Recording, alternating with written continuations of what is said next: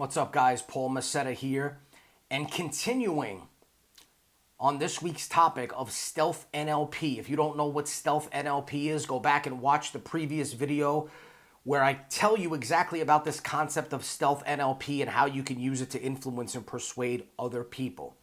Today I want to talk about an important concept in Stealth NLP, which is grasping human behavior.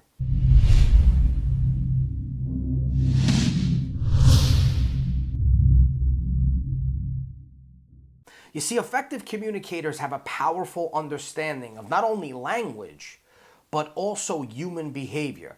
In a previous video, I talked about the fact that people often operate with positively aligned intentions, even if they're projecting negative feedback. So here's an example. You're trying to persuade, influence, sell, pitch, whatever, convince someone to do something, and they keep rejecting your message. They're giving you negative feedback. Well, in your mind, you think that this person is operating from a place of negativity. But in reality, unless the person is just a total tool or just somebody that enjoys driving people crazy and thrives off the pain of others, most of the time, people are operating from a positive place, even if they're rejecting your message or even if they're projecting negativity. And so really what's happening is it's just a simple matter that the person is assigning a higher value to rejecting your message than to accepting it. And so it's your job to get them to change that value so that they assign a higher value to accepting your message or more of a benefit to accepting your message than to rejecting it. So the key is that even when people project negativity, they are most likely still coming from a place of positivity. And that gives us a clear insight into human behavior, which is a component that dictates how people relate and respond to one another. So what I want to give you today are some important guidelines for grasping human behavior effectively. So the first one is you need to empathize with your subject, especially when it's difficult to understand why they're behaving or responding in a certain way. Putting yourself in someone else's shoes just might give you the right set of insights to fully comprehend where another person is coming from. Listen, the reality is that life, can be a mother effer sometimes. And sometimes you don't know what that person could have went through that day before they spoke to you. Maybe they lost their job. Maybe they got into a fight with their boyfriend or girlfriend.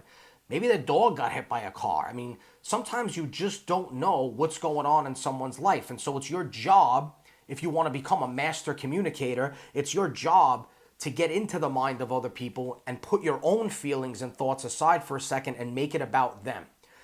The second thing you want to do is actively listen when you interact with someone, because active listening requires that you, the speaker, put the listener or the other person at the center of the interaction. I've discussed this earlier. The more you put yourself at the center of an interaction, the less you will hear from the other person, and subsequently the less you will understand. Having little usable feedback means you won't have anything to work with. And again, this is just one of the things that separates highly persuasive people, masters of communication, from the average Joe. The average Joe talks about himself. The average Joe makes everything about him. The average Joe can't wait for the other person to shut up so he can start talking again.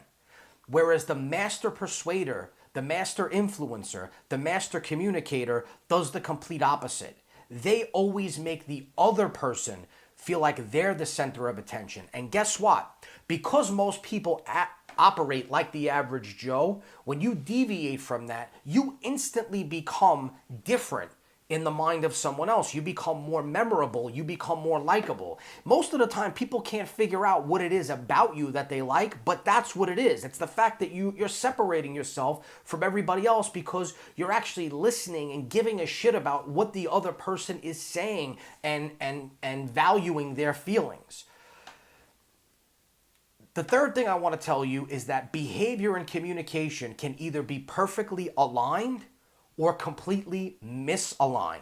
Sometimes people say things that don't match what they are doing. So in the event of a visible incongruence, find out what is driving the behavior, because that's the key to unlocking what the true message is.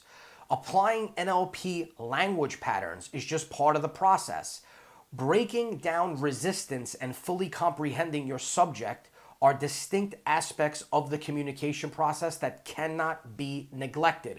Fourth, people function and behave on various levels. The motivation to do something is driven by one or more of the following levels. First, what a person believes in. Second is how a person identifies themselves. Next is how a person associates themselves within an immediate social circle. Next is what values are highly prized by that person. And next, what type of environment the person is in right now. That's one of the key things that I always talk about when I talk about persuading other people. Context, environment, and circumstance. Persuasion is psychology. It's science, okay? That's the science part of it. You learn a technique, you learn a strategy. It's based on psychology. You do X, Y, and Z, you get X, Y, and Z result. That's the science aspect of it. The art aspect of it is knowing when to execute a certain technique, strategy, or do something. And what dictates that are the context, environment, and the circumstance. By taking into consideration each and every one of these factors, you will then be able to sketch an accurate portrait of the person's genuine motivations bolstered by their feedback. So again, rather than just jumping into an interaction and assuming you know everything and everything you have to say is right, and if they disagree with you, they're wrong, you gotta instead remember to assess the person by first empathizing with them, actively listening when interacting with them.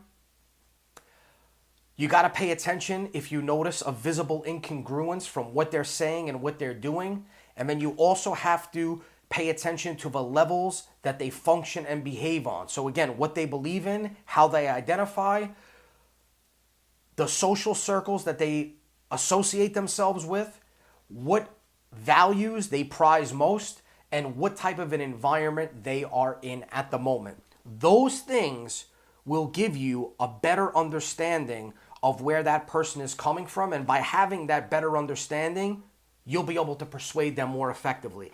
If you enjoyed what I shared with you in this video today, go check out Stealth NLP. All you got to do is click the link below this video to learn more about it. Giving away a nice discount plus 2 free bonuses. Go ahead and click the link below and you can check it out today. If you enjoyed this video, give it a thumbs up, leave a comment, and make sure you subscribe.